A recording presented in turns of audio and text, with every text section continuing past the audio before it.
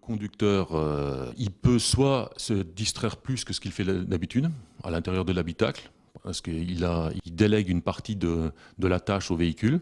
Donc, en fonction de la confiance ou de la surconfiance qu'il a dans ce système-là, il va avoir tendance à être plus distrait. Et donc, on le remarque directement dans les temps de réaction qui sont multipliés par 2 par rapport à ce qu'on observe normalement dans ces situations-là. Et sinon, deuxième phénomène, lorsque il est sur un parcours un peu monotone et qui délègue là aussi le maintien dans la voie au véhicule, eh bien, il a tendance à rentrer plus rapidement en hypovigilance, très rapidement, au bout de 15 minutes, alors que d'habitude, on compte bien 30 minutes avant que cet état d'hypovigilance s'installe. Ces voitures, de notre point de vue, sont encore loin d'être réellement autonomes. Aujourd'hui, ce sont des voitures à conduite déléguée partielle, c'est-à-dire qu'elles peuvent avoir des phases d'autonomie dans certaines circonstances. Et je crois que les voitures magiques, avec des systèmes qui permettront de jouer aux cartes ou de se retourner dans l'habitacle, ne sont pas du tout pour demain. Les outils d'assistance à la conduite, ils apportent un gain indéniable en matière de sécurité.